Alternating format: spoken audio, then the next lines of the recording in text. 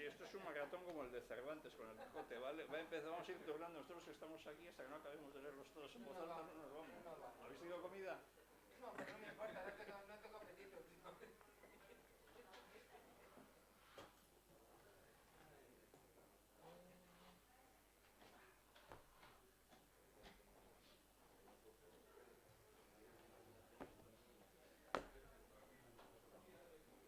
Yepa. Que no tengo es pisando ceniza, lo tengo en digital. No lo voy a poder enseñar.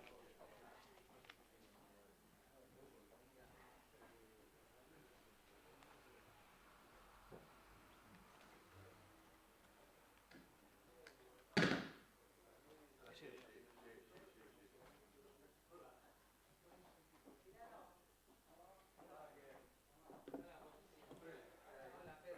Hola Pedro, buenas tardes. Bien, pues aquí estamos para variar. Ah, sí, si me ves de vez en cuando. A mí no me vas a ver en esas horas. Te enseño una foto. Gerardo también. Hola, señor Resi. Que bien, a estas horas. Bueno, buenas tardes a todos, bienvenidos al Club Cocheguito. Gracias por venir a este coloquio que vamos a hacer sobre un tema, digamos, cultural o literario relacionado con la fiesta. Y bueno, voy a explicar un poco cómo se gestó este coloquio. Conocéis de sobra a Pablo, tanto por sus colaboraciones en el correo, su trabajo en el correo, como por las veces que ha venido aquí al club. Y me acuerdo que en una de ellas, cuando hicimos un coloquio a puerta cerrada, porque todavía estábamos con la pandemia, lo hicimos a puerta cerrada para emitirlo por internet, hicimos un coloquio que titulamos Las Biblias del Gallismo, que comentamos los dos libros más clásicos que hizo José Víctor Gallo, El arte de dirigir Locke de Bergamín y Qué historia la tauromaquia de Joselito de Gregorio Corrochano. Entonces, cuando le propuse a Pablo que comentara él el libro de Bergamín, me acuerdo que le llamé, hablamos y me dijo, no, yo encantado, Rafael, pero ¿sabes lo que tendríamos que hacer? Un día tendríamos que hacer un coloquio sobre Manuel Arroyo Stephens. Le dije, pues mira, Pablo, ya que lo dices, estoy totalmente de acuerdo contigo. Me parece increíble que eso no se haya ocurrido antes, pero ¿quién es Manuel Arroyo Stephens? Y entonces me explicó un poco, que no me voy a meter en su terreno, le voy a dejar que le explique él quién fue. Entonces empezamos a hablar, me llamó la atención sobre sus libros,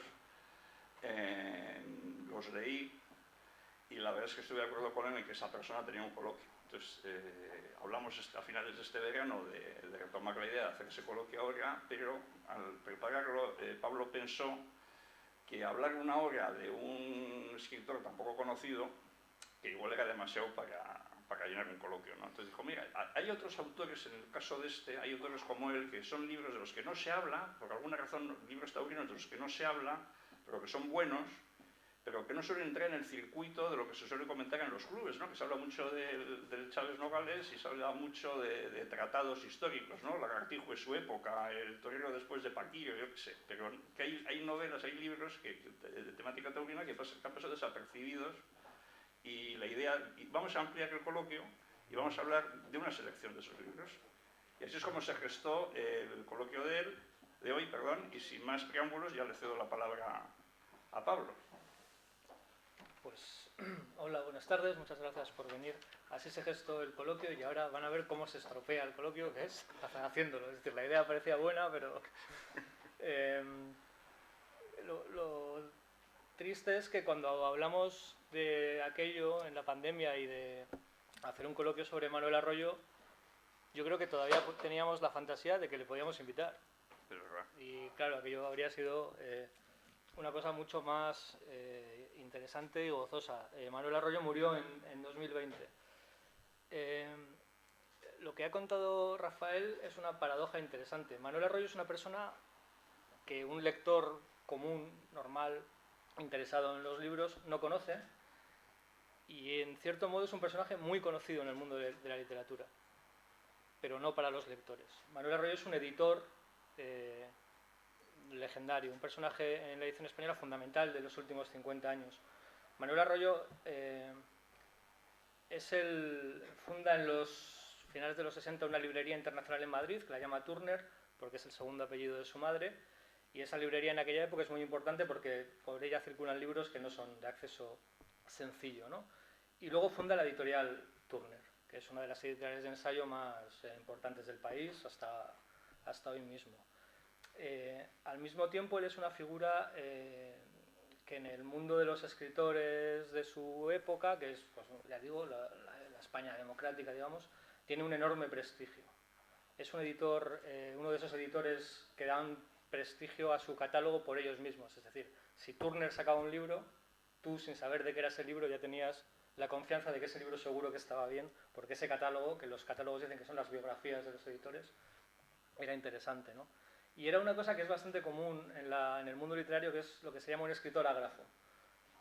Manuel Arroyo era un, digamos, un juez un juez literario. A su mesa llegaban los manuscritos y los juzgaba, manuscritos de autores importantes a los que él llamaba y sugería cambios, es decir, era un juez así de respetado.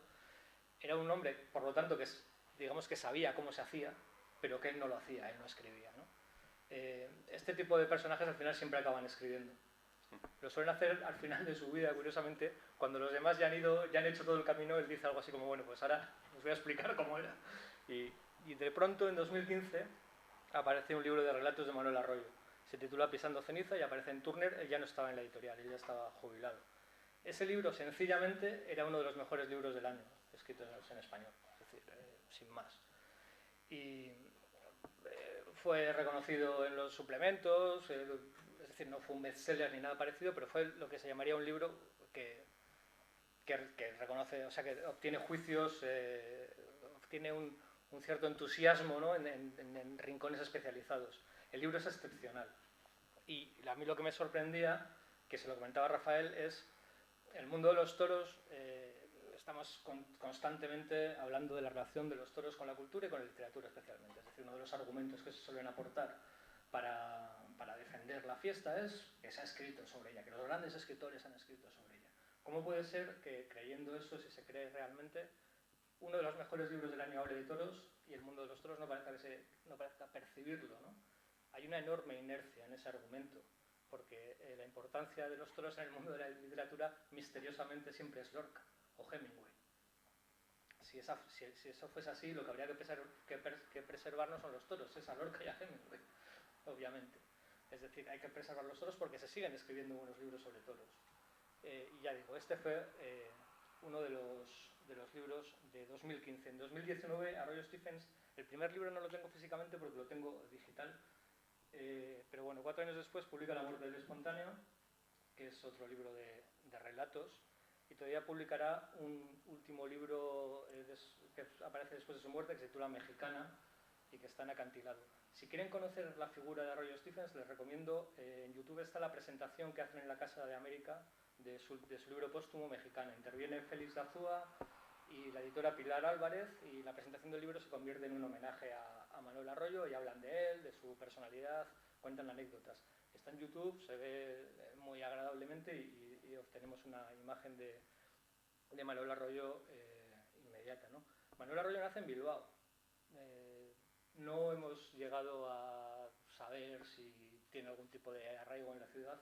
Su padre debía ser fiscal militar, con lo cual es probable que naciese aquí por algún tipo de destino sin más, ¿no? En un cuento de Pisando ceniza, que se habla de una tarde en Bilbao, da algún tipo de indicación sobre cómo se llega a la plaza, que se nota que está familiarizado con la plaza, pero que no es de aquí, porque da alguna cosa, alguna referencia mala, de alguna calle de hecho se equivoca. Son un poco, o sea, se ve que sabe, pero que no domina. Sí. Y bueno, ¿por qué es interesante, aparte de por su evidente calidad, estos dos libros? No vamos a juntar Pisando ceniza y La muerte del espontáneo, podría ser un único libro de cuentos. No es literatura taurina, es literatura, sin más. Es alguien que está haciendo una especie de autobiografía ordenada en relatos. Todos los relatos hablan de su propia experiencia, de su propia vida, episodios de su vida. Y en su vida los toros tienen importancia.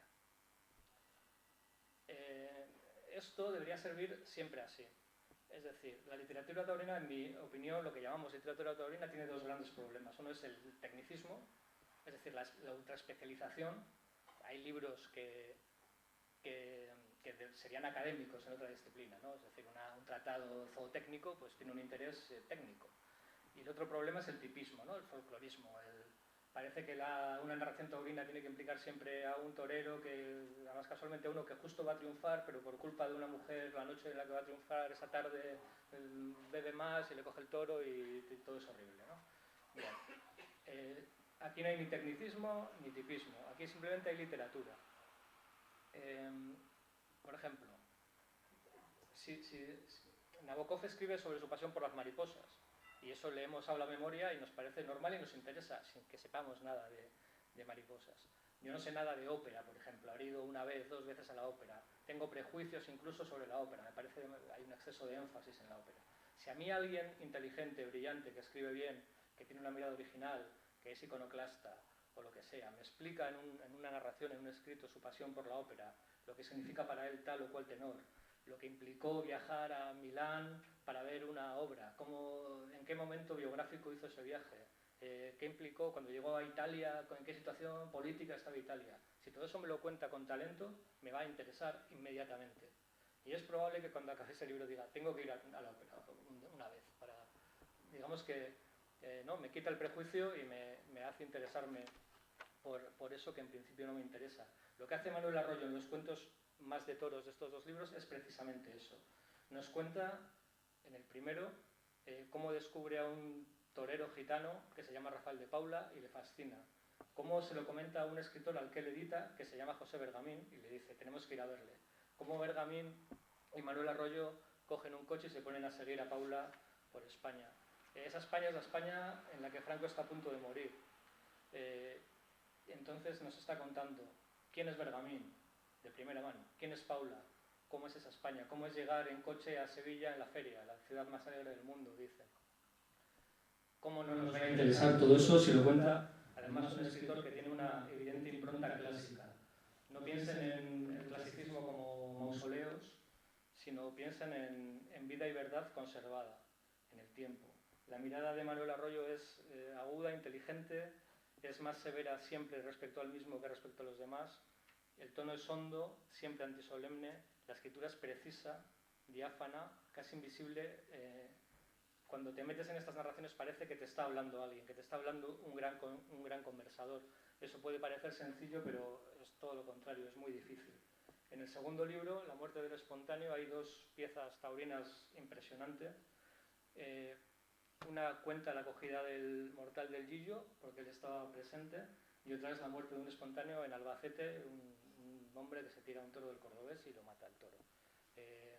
Son 2 piezas taurinas que deberían estar en cualquier antología del género, ¿no? Y luego hay más cosas, ¿no? Porque, como he dicho, el tema de los 2 libros es la muerte, y hay otras piezas también magníficas. Por ejemplo, como en un cuento él cuenta el retorno a la casa familiar cuando la madre ha muerto.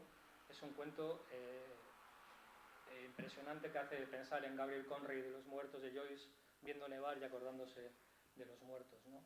El rato que estemos aquí va a merecer la pena si alguno de ustedes le hemos descubierto a Manuel Arroyo y se van a acercar a sus libros. Yo, si me permites, Pablo, añadiría que tú te has ceñido a la literatura, porque como dices, lo importante de estos libros es que son buena literatura, pero también el hecho de que él fuera amigo, si llegara a ser amigo personal de Rafael de Paula. Bueno, y apoderado. Rafael de Paula tuvo la loca idea de comer un hombre. Rafael de Paula era una persona un tanto extraña, y bueno, vio en él un hombre de confianza, y aunque no sabía nada de negocio taurino, le dio para que fuera su apoderado, no sé qué tal lo haría. Bueno, sabía negocios. Sí, por la editorial, claro. Sí, pero el mundo taurino es muy específico. Bueno, a lo que voy, que hay una serie de reflexiones de Rafael, hay conversaciones de él en el libro con Rafael de Paula, con Antonio Ordóñez, con el propio Bergamín. En el libro hay todo un tratado, aparte de lo que dices de buena literatura, el viaje hasta Albacete, por ejemplo, está contado de una manera que yo parece la Odisea, vamos, es maravilloso cómo cuenta ese viaje, atravesando la Mancha. además siempre tenía coches rápidos, conducía muy rápido al parecer. Sí, y eso que es un relato corto, pero aún así le da ocasión de lucirse y hace que el viaje sea súper interesante. Pero bueno, pero aparte de eso, para el que es estrictamente aficionado, pues el ver esas reflexiones de Rafael, de esas conversaciones con Rafael de Paula, que dice algunas cosas sorprendentes, y Ordóñez también, pues yo creo que tiene un interés taurino muy fuerte, ¿no?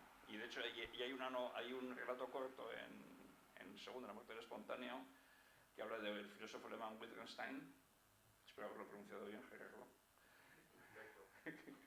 y no, ahí hace todo un tratado sobre lo que significa el toreo y la muerte en el toreo. Es todo un ensayo filosófico sobre el toreo, sí, con el pretexto de hablar de Wittgenstein. De hecho, todos los relatos van sobre la muerte, porque otro relato impresionante es el de la muerte de Bergamín.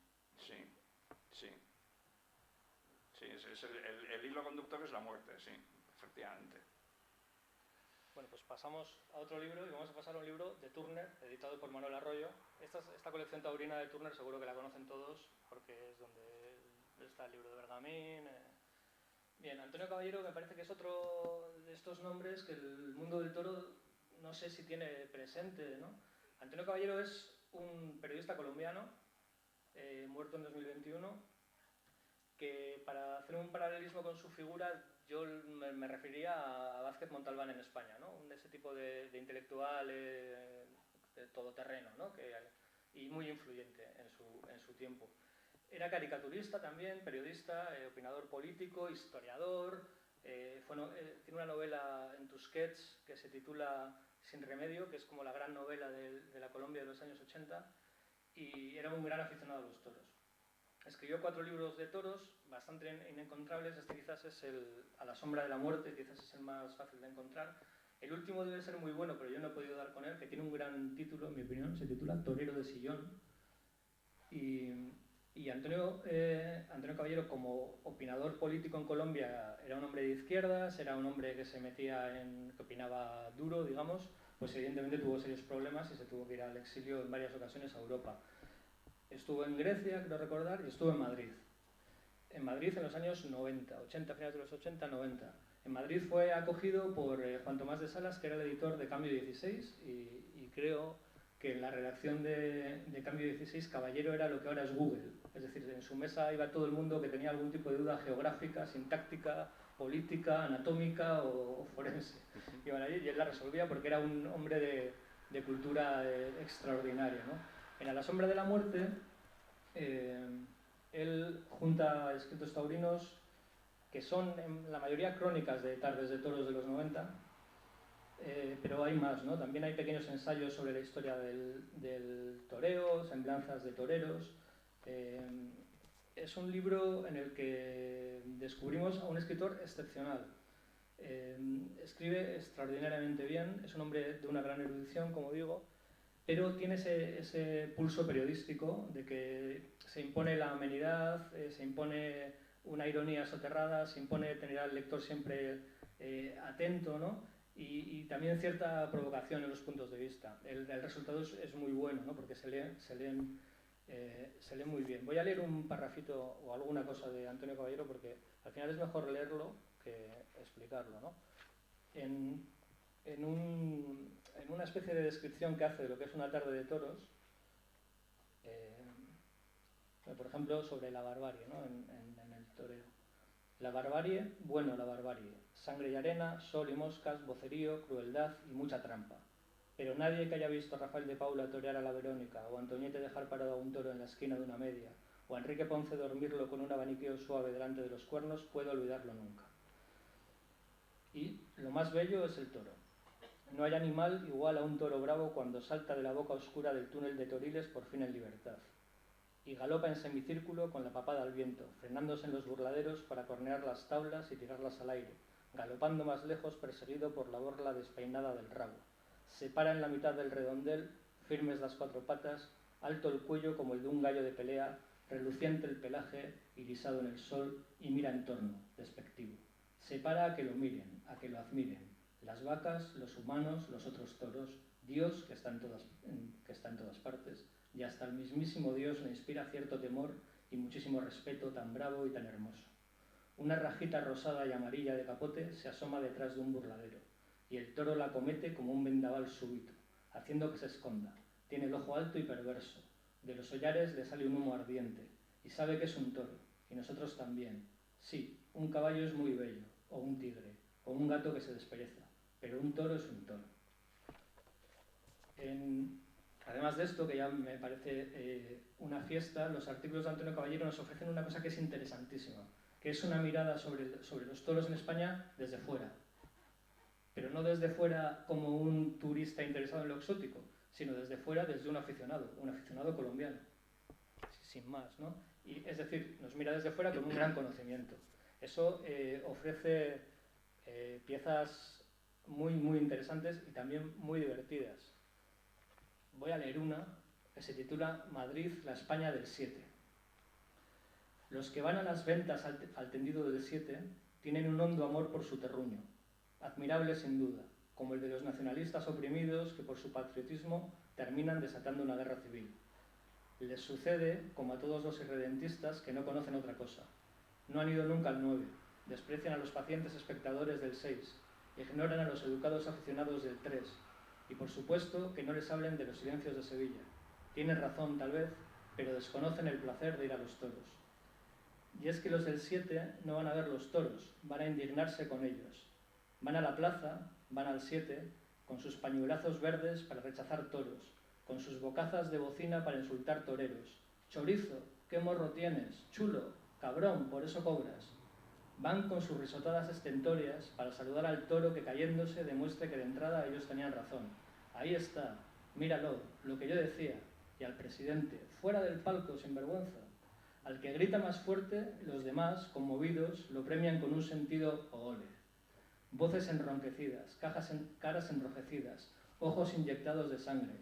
Después de bramar algún insulto especialmente bien estructurado, puestos en pie con los brazos extendidos y dando grandes manotazos en el aire, se sientan lentamente con la boca todavía medio abierta y buscando con los ojos el aplauso de sus vecinos, de sus compatriotas. Están felices de que todo salga mal, y siempre hay uno, más bronco que los otros, que riñe a los demás porque no gritan lo bastante. A veces dejan pasar un instante de silencio, embargados por el orgullo de sentirse muy bestias. Lo rompe uno sentencioso diciendo, o sea, como siempre, y otro corrobora, esto es un robo, y otro ruge, no tienen vergüenza. Y otro, desde más arriba, estoy hablando aquí desde la altura de la fila 9, suelta un chiste soez de pedo, culo, caca, pis, y unas cuantas mujeres del 7 se alzan del graderío y cacarean dichosas. Y otros, a voces, piden que se aplique con verdadero rigor el reglamento, que todos consideran demasiado blando. Vivan las caenas. Y todos creen que saben mucho, y a lo mejor es así, pero no saben ir a los toros. Tenemos una aficionada madrileña entre el público que no ha hecho una parada de sonreír y de hacer gestos con la cabeza de asentimiento. Hay otra cosa interesante, por lo menos a mí me resulta interesante, que es asistir ahora a las crónicas de faenas memorables que yo he llegado a ver, porque eso no es tan frecuente, ¿no? Por ejemplo, la tarde de Aparicio en Madrid en el 94, claro, aquí está la crónica escrita aquella tarde, ¿no? Eso es muy interesante. Les voy a leer las dos primeras frases porque, para que vean cómo escribe este hombre, ¿no? La crónica empieza así. La verdad es que nos aburríamos bastante y hubo gente que se fue de puro aburrimiento. Y apareció Aparicio como una aparición. Eso que nunca es lo que se espera. Y apareció Aparicio como una aparición es un alejandrino aliterado, o sea, es un verso, directamente. Antonio Caballero. Ahora voy a juntar, para ir un poco más rápido, voy a juntar dos libros que serían quizás más conocidos y canónicos dentro de lo que es la literatura taurina, ¿no? Seguro que El torero Caracho, de Ramón Gómez de la Serna, es un libro conocido, y La gran temporada, de Fernando Quiñones, es un libro que en su época también tuvo cierta difusión, ¿no? Fernando Quiñones les sonará, es un escritor que tuvo éxito y reconocimiento, ganó el Planeta en el 97, era un hombre de Cádiz, con sus guayaberas, muy festivo, ¿no? Con una voz de trueno, en fin, era un personaje. Y este libro recopila sus textos taurinos que fueron reescribiéndose durante, yo creo que hasta los años 90, en distintas versiones. Son cuentos que ganaban premios y que al final acabaron en este volumen, ¿no? Lo que esperamos de un relato taurino a lo Hemingway, digamos, que es una pieza narrativamente muy eficaz, que se mete en el mundo taurino y desde cerca describe a los personajes, siempre a los de ese mundo, demostrando que detrás del oro hay cosas que no brillan tanto. Esa fórmula, creo, en lo que yo conozco, alcanza su mayor perfección en los cuentos de la gran temporada. Son piezas narrativas que funcionan muy bien y todas están escritas a pie de coche de cuadrillas, digamos. Se nota que él conoce el mundo taurino y en ese aspecto, ya digo, ese modelo, que es como el clásico, creo que aquí están las mejores o de las mejores piezas, ¿no? En estos cuentos lo que hay es, pues por ejemplo, un torero que está empezando a funcionar muy bien y que en la habitación del hotel habla con un picador veterano porque se va a ir a América y le pregunta al picador cómo es América y el picador pues le cuenta su experiencia en América y el joven torero pues le rebate y el picador nota que está demasiado envalentonado, el torero, en fin, ese tipo de costumbrismo, ya digo, muy cercano al mundo del toro, está en estos cuentos que funcionan muy bien. Y el torero Caracho, yo creo que es un título que debería estar siempre cuando se habla de la influencia de los toros en literatura española, en los autores más referentes, ¿no? Gómez de la Serna es un autor muy particular porque es un autor del que probablemente nadie se lee hoy en día un libro completo, pero que su vigencia es máxima, es decir, todo el mundo sabe quién es Ramón Gómez de la Serna y cómo escribía, ¿no?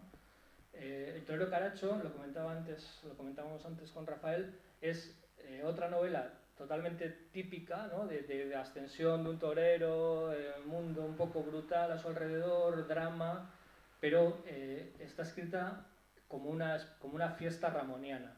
Ramón es incapaz de escribir una novela, ninguna de sus novelas funciona. Ramón solo hace ramonismo, él es un género en sí mismo. Y claro, lo que hace aquí es utilizar el mundo de los toros para descargar sobre él paletadas y paletadas de greguerías. El resultado es pirotécnico, o sea, puede ser complicado de leer todo como una novela, porque ya digo, el serio narrativo no funciona, pero claro, un mundo como el de los toros, los mundos de Ramón son el rastro, el circo. Claro, el de los toros para él es un festín, porque todo es extravagante, todo brilla, todo es poético y todo es peligroso. Entonces, ya digo, lo que él hace en este libro es volcar paletadas de greguerías, ¿no? De esas metáforas con poesía tan características, ¿no? Por ejemplo, un párrafo en el que explica lo que es una tarde de expectación. La fuerza de atracción de la plaza, como la de una gravedad que no se ha llegado a estudiar bien, ejercía su poder sobre toda la ciudad. Un anillo poderoso y cohesivo como el de Saturno anillaba Madrid. Solo un anillo que, tirado en medio del mar, atrajese a todos los barcos, podría dar idea del avasallamiento que ejercía la plaza. Hasta los pájaros volaban hacia allá como limaduras atraídas por el redondo imán. Bueno, pues así todo. Ya digo, yo siempre, un poco para hacer la butaz, cuando se dice que el mejor libro de toros de la historia es el Belmonte de Chávez Nogales, yo siempre estoy a punto de decir que no, que es el torero Caracho. También hay humor en el libro, que es una cosa que parecería incompatible con el mundo de los toros, cuando no debería serlo, porque el humor siempre aparece en los lugares más solemnes y donde la muerte está presente, ¿no? Y es curioso cómo el mundo de los toros y la literatura con el humor nunca se ha llevado muy bien, aunque me gustaría citar así una nota. Hay una obra de Miguel Miura que se titula El caso del señor vestido de violeta, que es una obra que tampoco yo creo que se habla de ella. Se puede ver en la página de Televisión Española, hay una representación de los años 60. Luego la obra va por un rollo distinto, pero el presupuesto es magnífico. Hay un torero, que es la máxima figura del torero, es una especie de Domingo Ortega, ¿no? Esa importancia, pero el torero es como Sherlock Holmes. Es un torero anglófilo, científico, que detesta las flamenquerías, que a la cuadrilla le impide que hablen en andaluz. Al picador le exige informes sobre los grados con los que va a picar esta tarde a los toros, con esquemas y con ya digo, es como Sherlock Holmes, ¿no? Es un torero científico y que odia el mundo de los toros porque le parece demasiado castizo. Luego pasan otras cosas, ¿no? Pero todo ese inicio con ese torero que vive en una mansión totalmente londinense, ¿no?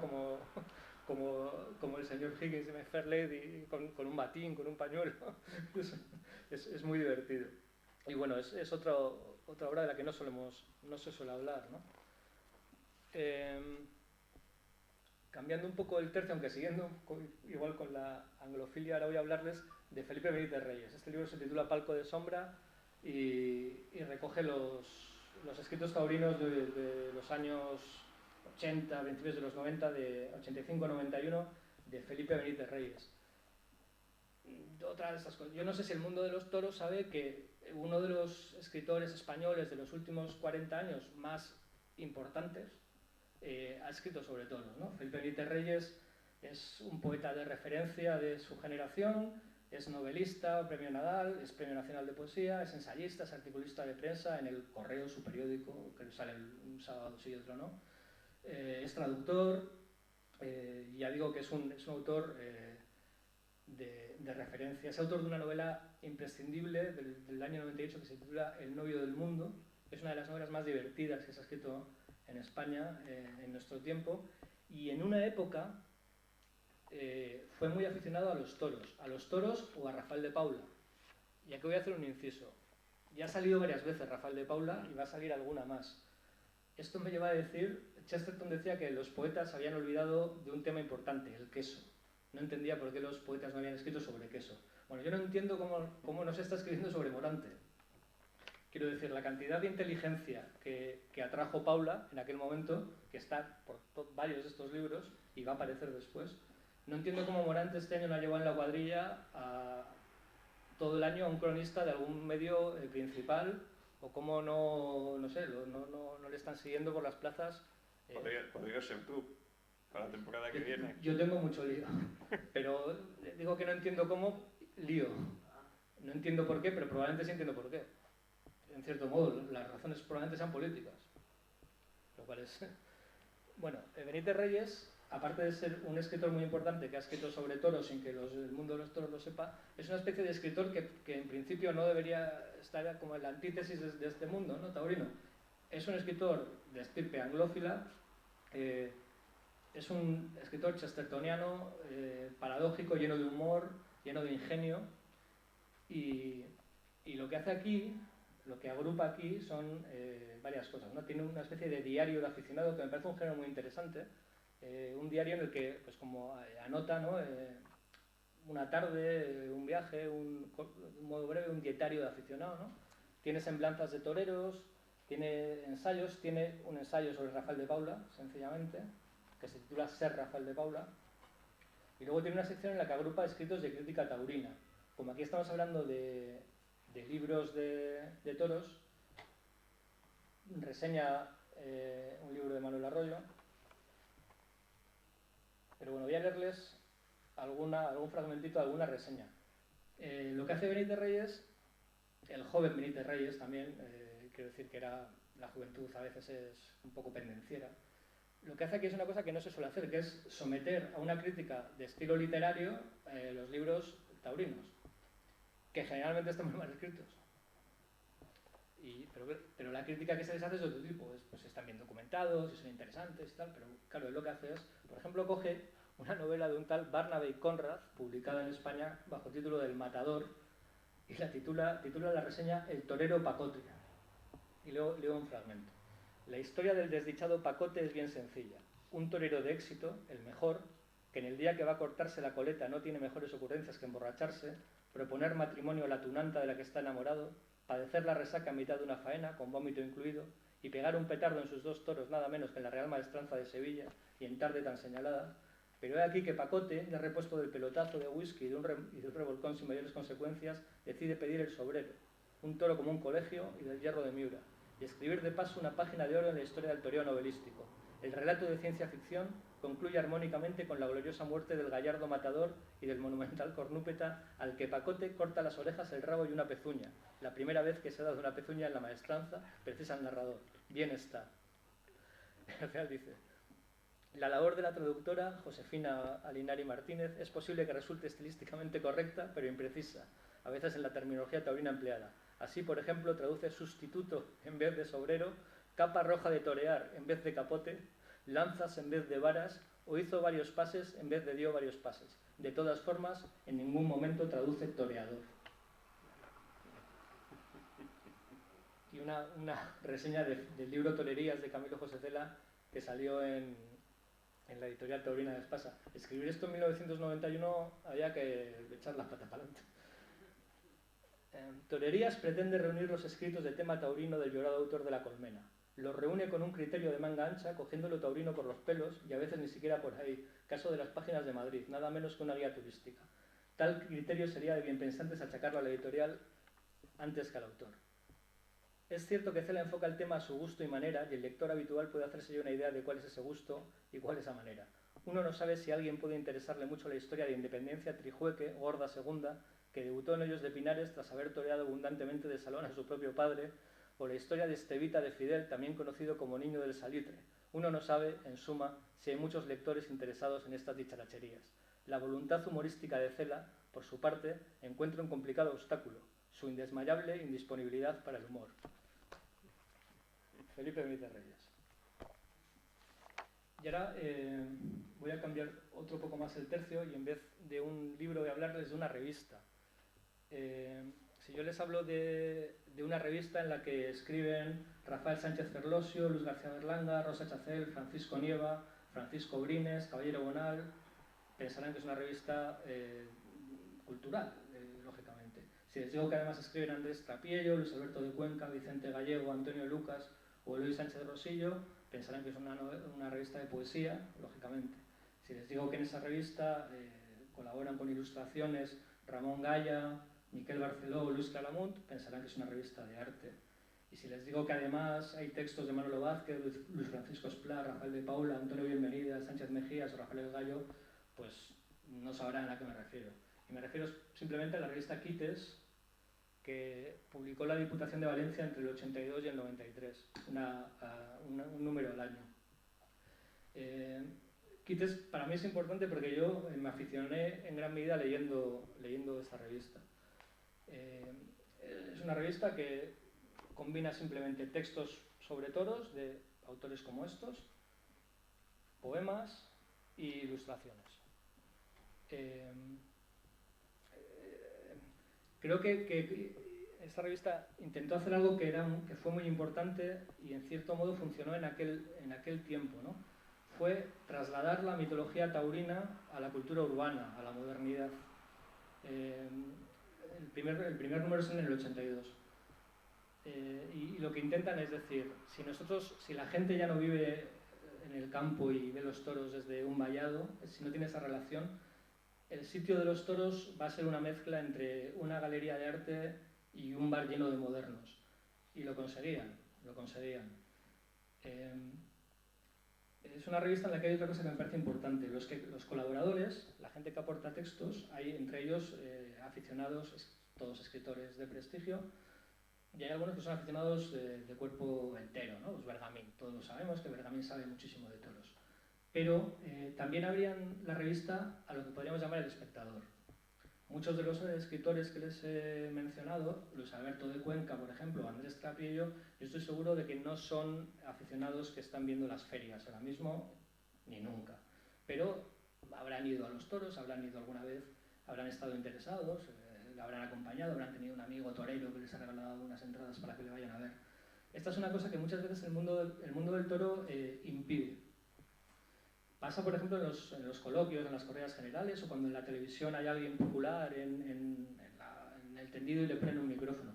Lo primero que se dice siempre es, no, yo no entiendo de toros, yo no. Y si hay un torero delante ya es, claro, delante del maestro, ¿qué voy a decir? Pues hombre, tú delante del maestro, o delante, pues, o si no sabes mucho, lo que no puedes hacer es sentar cátedra. Pero ¿por qué no vas a explicar lo que te parece, lo que opinas, ¿no? Y claro, si el que hace eso es un escritor brillante, pues eso va a tener interés, ¿no? Los números de Quites son ya bastante inencontrables. Siempre traían algún tipo de regalo, alguna postal o alguna cosa, y en este, que es el número 5, por ejemplo, hay tres fotos de Rafael de Paula, siempre Rafael de Paula, Si volvemos siempre a Rafael de Paula. con un poema inédito de José Bergamín. El poema inédito de José Bergamín cuenta Manuel Arroyo cómo se lo regala en una servilleta después Sí, de una sí, se sale en- después de una sí. después de una cena. De una cena en la que además se habían enfadado.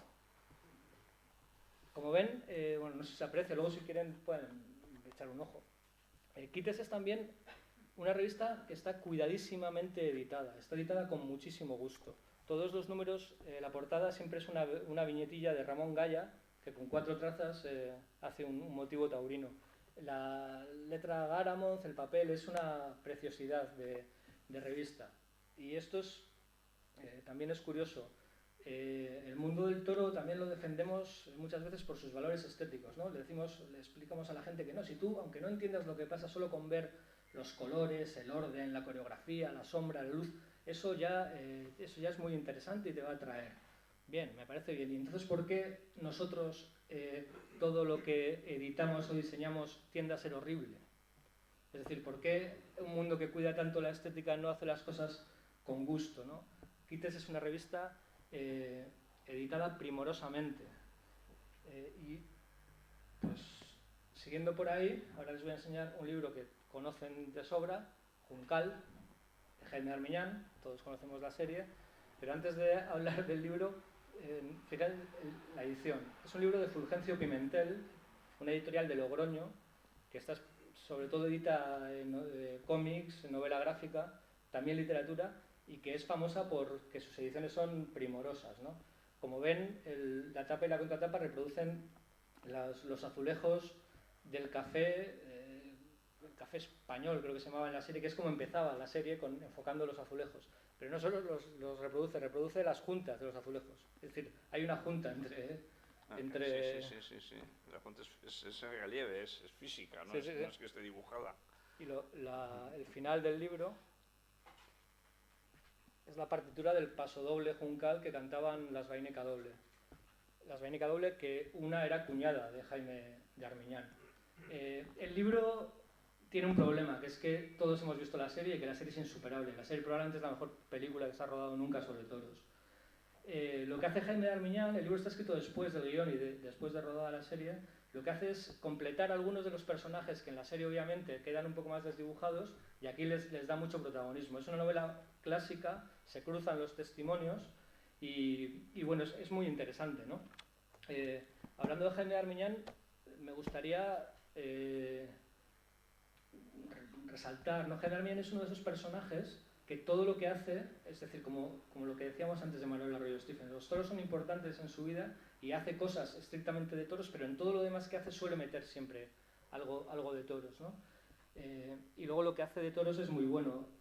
Armiñán es el guionista de, para mí, una de las mejores películas de toros que yo he visto, La muerte, de José María Forqué, que es la película de los 4 episodios protagonizados por toreros, que tiene un último episodio que a mí me parece magnífico, que es en el que Luis Miguel ve una feria ambulante en la que reproducen con muñecos de cera la muerte de Manolete. Y él se mete entre el público sin que sepan quién es, y entonces él asiste a que le explique el señor de la feria lo que pasó con los muñecos de cera. Y Luis Miguel en voz en off va recordándolo. Es una pieza, todas son muy buenas, ¿no? Pero esa es buenísima. Encima consiguen una cosa en esa película tremenda, que es poner a los actores a actuar y que funcione, haciendo de sí mismos. Sale Antonio Bienvenida y sale Andrés Vázquez. Jaime Armiñán. Y para ir terminando, ahora voy a hacer como la bota. Hace poco me preguntó un amigo que le gustan los toros si había leído algo de toros que estuviese bien últimamente, y le dije, la verdad, el mejor libro que he leído de toros últimamente y uno de los mejores que he leído en mi vida es este libro de Joyce Carol Oates, que como ven habla de toros porque se titula Del boxeo. Joyce Carol Oates saben que es la escritora estadounidense prestigiosísima, un premio Nobel inmediato, no podría ser. Es la autora de La hija del sepulturero, de Hermana mía, mi amor, o de Blonde, la novela que ahora han llevado al cine sobre Marilyn Monroe, y es un prototipo de intelectual estadounidense de la costa este, ¿no? Es colaboradora del New Yorker, amiga de Philip Roth, de Richard Ford, ese tipo de personaje. Estuve en Bilbao en el Festival Ja hace unos años delante de uno es una señora con una tremenda apariencia de fragilidad, es muy delgadita, es casi como un hada, ya digo, transmite fragilidad. Bueno, pues a Joyce Carol Oates aficionó al boxeo porque lo veía de pequeña con su padre y esa pasión le ha acompañado siempre y escribió este libro, que es un libro canónico sobre el boxeo, en el que reflexiona sobre ese deporte y claro, leyéndolo uno se da cuenta de que casi constantemente puedes cambiar boxeo por toros, por toreo, y funciona. La similitud tiene que ver, creo yo, con que son dos espectáculos en los que el espectador se puede sentir cuestionado moralmente. O sea, tú puedes llegar a pensar por qué yo estoy viendo esto. Cosa que evidentemente en el baloncesto no pasa, en el teatro no pasa, en la danza no pasa, pero en los toros sí. Y ella afronta esa contradicción, que es una cosa de la que los aficionados creo que constreñidos por la posición defensiva que adoptamos siempre, no solemos reconocer. Es decir, a los que nos gustan los toros, a veces los toros no nos gustan.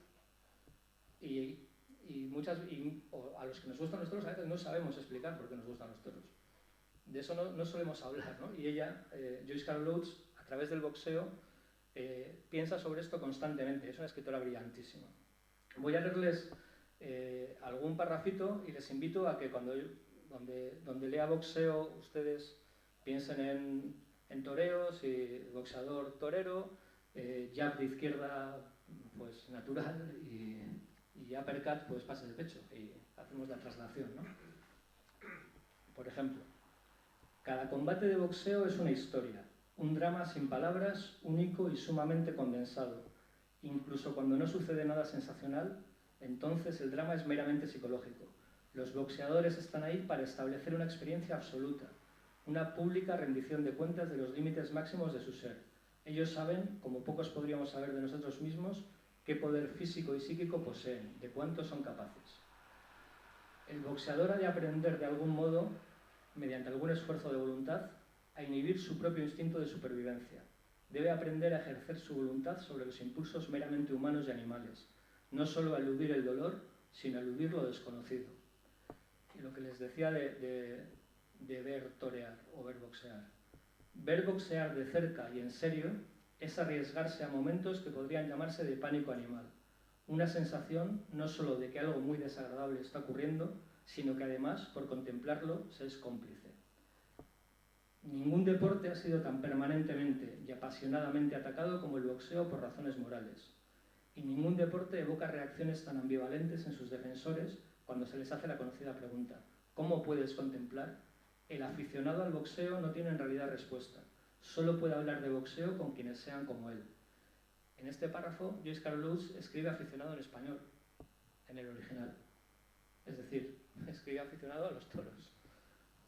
Y un último fragmento de este libro sobre boxeo, que habla sobre la tradición y el legado, o sea, sobre lo que nos convoca a nosotros hoy aquí en vez de estar viendo el partido del Mundial. En el boxeo, como en cualquier religión, presente y pasado son mágicamente una sola cosa. El tiempo y también la muerte son derrotados. Los muertos inmortales están siempre con nosotros. No solo recordamos sus nombres y los borrosos contornos de sus carreras, sino también asaltos individuales, el tamaño del puño de un boxeador, la medida de su alcance, el uppercut que Jack Johnson usó contra Stanley Ketchel en 1909, el despiadado gancho de izquierda con el que Jack Dempsey sorprendió a Jack Shackley en 1927, el famoso cambio de Fitzsimmons de 1897, cuando derrotó a Gentleman Jim Corbett en el combate por el título de los pesados, o, añado yo, los 3 pases cambiados que Antonio Bienvenida le pegó a un novillo de Antonio Pérez en Las Ventas la tarde del 18 de septiembre de 1941. Del boxeo, de Joyce Carol Oates, otra recomendación infalible. Y bueno, yo creo que hasta aquí. Si podemos abrir un debate sobre los libros que faltan en esta biblioteca alternativa. Bueno, antes de ayer, cuando estábamos intercambiando algún WhatsApp para acabar de coordinar lo de hoy, te pedí permiso para hacerlo espontáneo. Y me dijiste, en espontáneo no, te dejo un par de banderillas, te cedo un par de banderillas. Yo, como el propósito de este coloquio es mencionar libros de toros buenos, libros de buena literatura que no suelen estar en candelero, pues yo me he acordado y ha salido el tema de Chávez Nogales. Yo me aficioné a Chávez Nogales por el libro de Belmonte, pero sentí curiosidad por el personaje, que es un magnífico periodista y un magnífico escritor. Leí un par de libros más suyos, me gustaron mucho hasta el punto de que los Reyes Magos hace 2 años me trajeron las obras completas. Y leyendo las obras completas de Chávez Nogales me encontré un artículo publicado en Ahora en 1935, que era el periódico en el que él escribía entonces, en el que hace una reseña literaria de una novela francesa que ganó el premio Goncourt de ese año, del año 1935, que se titula Sang et Lumières, de Joseph Peyre, que se traducida al castellano como Luces y Sangre. O sea, la traducción es literal, pero han cambiado el orden, curiosamente. Entonces yo, como no tengo la capacidad que tiene Pablo de análisis, lo que voy a hacer es leer un párrafo de Chávez Nogales hablando de esta novela.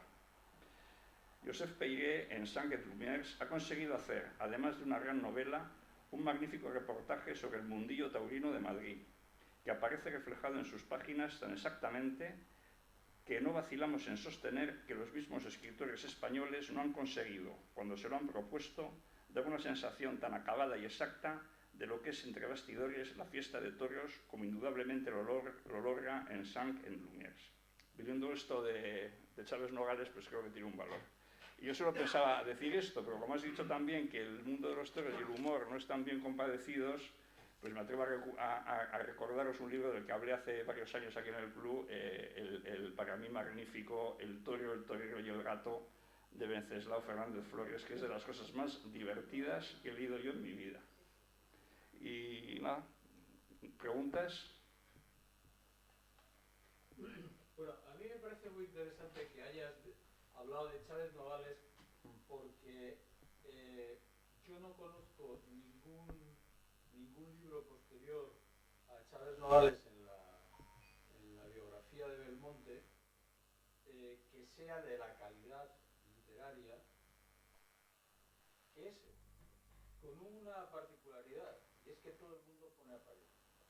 Si todo el mundo, incluso algunos actos que hemos tenido en el cochero con algún autor de libros, ocurre lo siguiente, que pone a parir al personaje de Belmonte, que a lo mejor hay que ponerlo a parir, siempre hablando del libro de Chávez Nogales, para cuando uno se lee su libro, acabar descubriendo que se pasa todo el libro haciendo referencia a Chávez Nogales.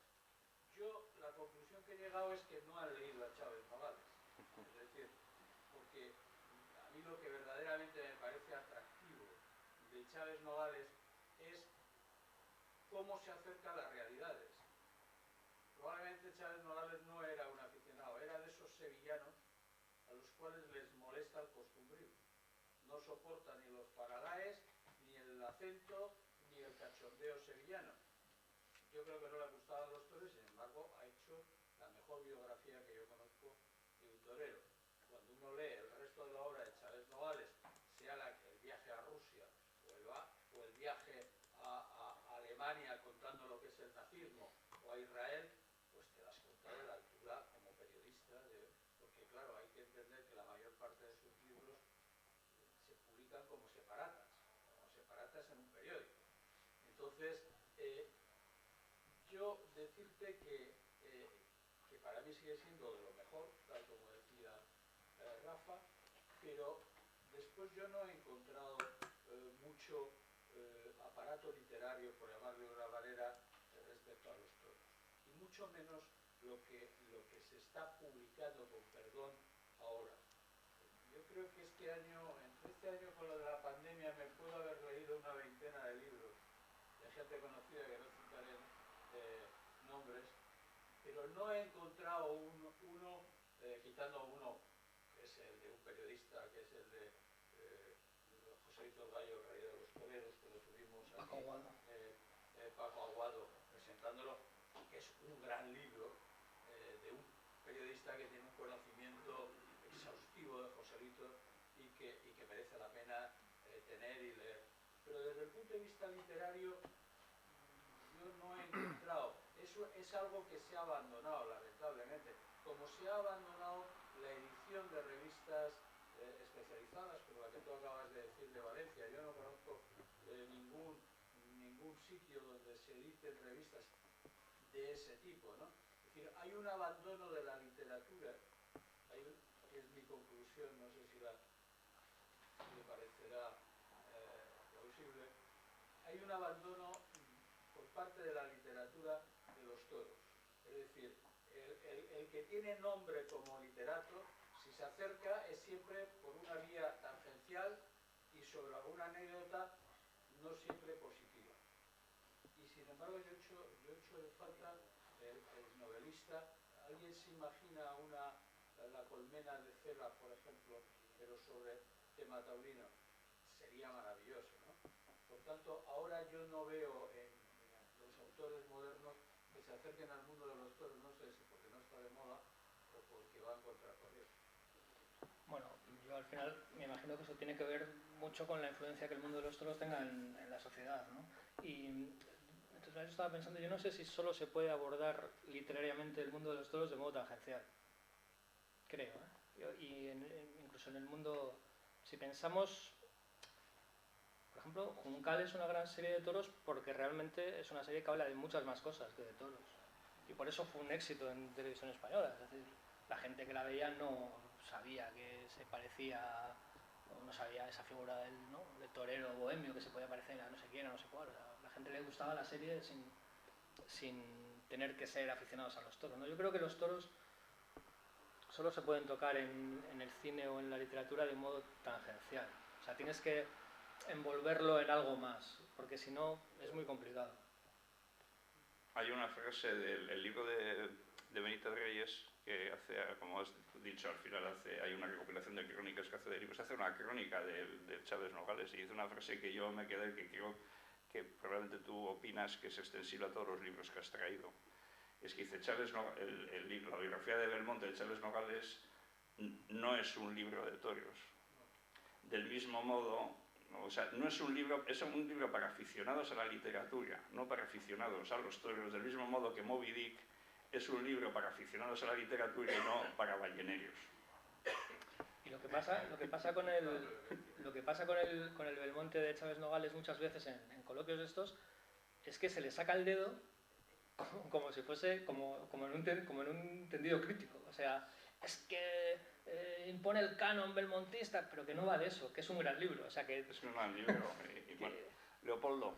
No, bueno, yo no hablaré de todas las cosas que me has comentado con los libros, Pablo, pero simplemente decir, y lo ha citado a través de los libros, de Arroyo, de toda la gente que ha citado, realmente los toros tienen una riqueza, ofrecen un fondo de riqueza literaria que no ofrece el mundo del fútbol, por ejemplo, que solo vende pasión. Cuento, estuvo aquí en un coloquio, yo creo que era directivo y el presidente era Javier Molero, estuvo Jaime de Armiñán dando una conferencia maravillosa sobre toros y cine. Y decía, por ejemplo, una cosa que era que tenía un poder atractivo en todas las películas las monjas, que salían monjas casi siempre en todas las películas, criticaba muchísimas películas. Jaime de Armiñán tiene una anécdota que es de esas anécdotas que solo se pueden dar en el mundo de los toros, que contaba, era muy amigo su padre de la familia Bienvenida, y en Sevilla, él siendo un niño, le invita a su padre, que era gobernador civil en Sevilla, le invita a los toros, vamos, lo llevan a los toros y va con don Alejandro Lerroux, pertenecía al partido Alejandro Lerroux, creo recordar, si no me falla la memoria. Y entonces Bienvenida, Manolo, el que muere en la guerra civil, con un quiste diatírico, o con lo que fuera, o con un cáncer, le va a brindar el toro. Y los políticos, yo se lo he oído también a Liti, otra parecida con Emilio Romero, el personaje se cree que siempre le brindan a él, y entonces se levanta cuando se va a acercar y a brindar. Y tiene gracia porque Manolo Bienvenida le dice, don Alejandro, yo estaría encantado en brindarle este toro, pero no es para usted este toro, es para el niño de mi amigo que me gana. Es una anécdota curiosa que contó él, entre muchas que contó, fue una charla realmente deliciosa. Tomo. Yo no sé si quieres comentar algo. Sí, lo de la riqueza del mundo de los toros. Tiene una riqueza y tiene otra cosa, que que es infrecuente y única, que es verdad. Lo que pasa es verdad. Yo lo conté aquí una vez y me parece una cosa alucinante. El editor de Fulgencio Pimentel, César Sánchez, también ha editado a Edward Limonov. Limonov es el personaje de una novela de Carrer que exitosísima. Bien, Edward Limonov, que murió también hace nada, es un tipo que tuvo una vida extraordinariamente aventurera. Fue un tipo que en el Nueva York de los 60 estuvo en la vanguardia artística homosexual, era una mezcla entre vagabundo y no sé qué. Fue un opositor a Putin, era ruso, fue un opositor a Putin, que se jugó el tipo. En la guerra de Yugoslavia tuvo un papel siniestro con los serbios, con armas en las manos, y tiene ese prestigio de autor que ha tenido una vida salvaje, que ha visto de todo, ¿no? Y César, cuando vino a Madrid a presentar un libro, se lo llevó a las ventas. Y consiguió con la fundación del Toro de Lidia la entrada esta en el callejón, estaba con Chapo Paulaza, y Limonov vio la corrida, fue la corrida en la que le pegaron a Román el Cornadón, delante de Limonov. Claro, en cuanto yo sabía que estaba ahí, porque les vi en la tele, llamé a César, que le conozco, pues estás ahí con Limonov. Es que es una cosa alucinante, o sea, no sé si tal. Cuando después de la corrida, ¿qué ha dicho? O sea, ¿qué ha dicho un ruso que ha estado en las guerras por ahí? Bueno, lo que dijo Limonov fue literalmente en inglés: esto no es una tontería contemporánea. Es decir, esto es verdad. Salió impactado, le encantó. No entendió absolutamente nada, pero le pareció una cosa... claro, esto es verdad. Yo, antes de que alguien más se anime, porque siempre se me olvida al final, me pasa casi que había empezado, porque siempre se me olvida al final, al despedir, siempre hay que hacerlo al despedir y siempre se me olvida. Próximos actos.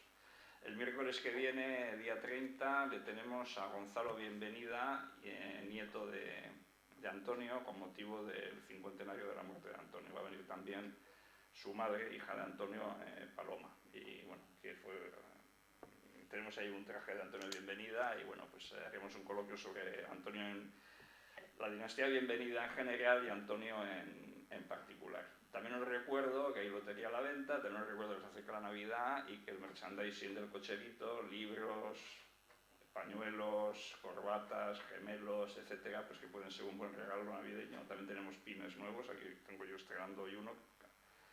Y Sabino, ¿tú quieres comentar algo? Después de esta puña publicitaria que ha hecho Rafa. Yo me acuerdo siempre de los Luthiers, un sketch que tienen que dicen continuamente que pueden adquirir en el puesto instalado en el hall del teatro. Cierra la puerta y pasa con la bandeja. Con el carrito de... Oye, no, primero darte las gracias por haber venido aquí otra vez y por hablarnos de estas cosas que yo creo que nos, en general, los taurinos, ¿no? Por ahí estamos muy encorsetados en lo que decías, ¿no? En cierta literatura, seguro que nosotros tenemos prácticamente el 80% de los mismos libros en nuestras casas y bueno, yo creo que el descubrir ese tipo de libros, ese tipo de escritores, pues es nos viene muy bien y lo agradezco y creo que lo hacemos de verdad. Y a Rafa también, porque bueno, pues sigue perseverando en este tipo de actos y coloquios, que a veces se salen un poco de lo que es la ortodoxia taurina y tal. Hay que traer toreros, hay que traer ganaderos, tal. Pues hombre, yo creo que no de vez en cuando, que viene muy bien también este apartado, este aspecto, y pues Rafa sigue perseverando y le felicito también. Te lo recordaré en la próxima junta cuando se me ocurra dentro de unos meses otra idea de esta y digan los de siempre: ya está el de la cultura. Muy importante. Y voy a comentar una cosa.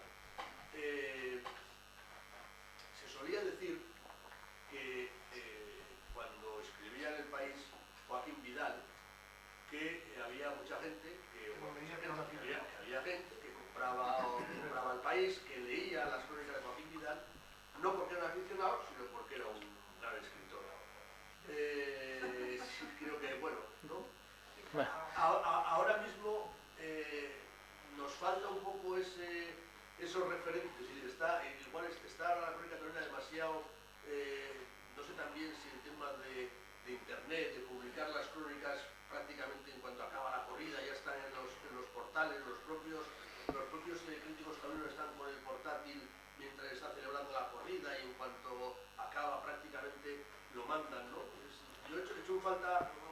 esa figura también del crítico taurino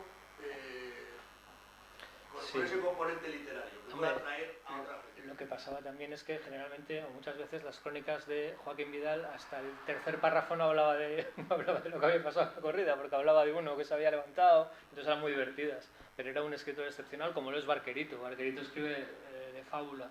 Pero sí es verdad que la crónica tan pegada a lo que pasa, cuando probablemente la mayoría de la afición ya lo ha visto en la televisión o tal, pues sí habría que darle alguna vuelta. Pero, por ejemplo, El Mundo tiene una sección taurina bastante potente que consigue hacer cosas que van más allá de las crónicas y muchas veces ponerlas a circular en lo que sería la agenda de noticias del día, ¿no? Entrevistas a, pues no sé, a Curro Romero de repente, que va a sacar, por cierto, Zabala de la Serna, va a recopilar las entrevistas a toreros, un poco como aquellos libros de Parmeno, de lo que confiesan los toreros y tal.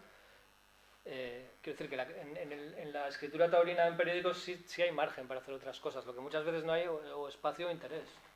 Yo voy a romper una lanza por John Mújica, al que hemos premiado este año por segunda vez con el premio que otorga el Club a la mejor crónica de las Corridas Generales. John Mújica es un escritor taurino, es un cronista taurino, a mí me parece absolutamente delicioso. Estoy convencido de que si escribiera en un medio nacional sería muy conocido. Y de hecho no sé quién me dijo que tenía un amigo en Madrid que cuando venía a las corridas, un aficionado que viene a Bilbao en las corridas generales, que tiene algún amigo en Madrid que le pide que le recorte todo, que compre el de ella todos los días y que le recorte las crónicas, le pedía, que ahora lo podrá hacer por internet, pero le pedía que le recortara las crónicas de ella para llevárselas a Madrid a un amigo. Que bueno, solamente quería romper esta lanza por una figura local, aunque sea de la competencia. Sí. Hablando de Joaquín Vidal, a mí me gustaría sacar un libro imprescindible, Toreros Grandeza. Un poquito pequeñito, narra la novela y luego enseña cómo es el toreo. A los nuevos aficionados que se incorporan ahora sería para regalárselo, la pena que Está reseñado también por Benito de Reyes, ¿no? De hecho, en Mexicana, el libro de Arroyo Stephens, en el que cuenta sus viajes a México, México es otra de sus pasiones, él se encuentra en el primer cuento con un pintor excéntrico porque le lleva un recado de Joaquín Vidal. O sea, debían ser amigos. ¿Más preguntas? ¿Comentarios? Amenazas. Bueno, yo le voy a llevar la contraria a Leopoldo. Yo creo que de deportes, los deportes también pueden ofrecer un buen telón de fondo. Yo he leído hace poco una novela de rugby, El buen salvaje, que es maravillosa. Lo que pasa es que una cosa es el deporte de esa clase trabajadora inglesa, del tío humilde que vive en una barriada, los problemas personales, cómo le sirve el fútbol a la extensión social y todos los tejemanejes sociales que había en la Inglaterra industrial del principio de los 60. Eso es una cosa, y el pornofútbol que llamaba Coldo Asúa, un entrenador del Atleti, el pornofútbol que es ahora de contratos millonarios y de caprichitos y de grandes divos, es otra cosa distinta. Pero el fútbol auténtico, como el rugby auténtico de antes, hace décadas, yo creo, como el boxeo, yo creo que sí que puede ofrecer un buen telón de fondo para la literatura. Yo he ejercido en los dos palos. Lo sé. No hay color. Entre el fútbol, que es pasión, cuando es pasión, porque si no, no es nada, y el deporte de los que lo practican, y los toros, que tiene un fondo que no tiene. Ahora está apareciendo, se está ocurriendo una cosa que es tremenda, que va desapareciendo de la vida social absolutamente los toros, y eso es el primer paso para desaparecer. O sea, eso es terrible. Pero en fin, nada más, ¿no? No quiero nada, ni un minuto, por acabar, con Antonio Fernández Casado, que es que también hizo una labor editorial muy importante con la cátedra taurina, etc. Se estuvo dando vueltas la idea de hacer una especie, como la Unión de Bibliotecos Taurinos que hay a nivel, sabéis también pues, que publican 2 libros al año, bueno, el club se hizo como tal, el club como tal es socio de la Unión de Bibliotecos Taurinos, ¿no? Pero es muy complicado, por ejemplo, el tema de derechos de autor, para de alguna forma poder reproducir esas obras o parcialmente, es decir, no sé yo cómo funciona ese mundo, porque me acuerdo que hicimos incluso, llegamos a una especie de medio relación de posibles libros que se podían reproducir o editar, ¿sabes? Haciendo, yo qué sé, pues haciendo un club de, yo qué sé, pues con 100 personas que compren o que se comprometan a adquirir ese tipo y tal. bueno, los derechos de autor prescriben pasados no sé cuántos años, 50 creo que 50. son, ¿no? Y luego, pues, si hay herederos con los derechos, pues quiero decir, si tú vas a sacar en un libro de bibliófilos taurinos un fragmento, pues igual no tienen mayor problema en cederlo, si son, no lo sé. Eran libros que cuando hicimos aquello que habían ya Descatalogados, libros que... Entonces no habría mayor problema. Bueno, pues yo creo que ya... Pues muchas gracias por venir, muchas gracias Pablo, ha sido magnífica tu... Gracias. Si alguien quiere echar un ojo a algún libro...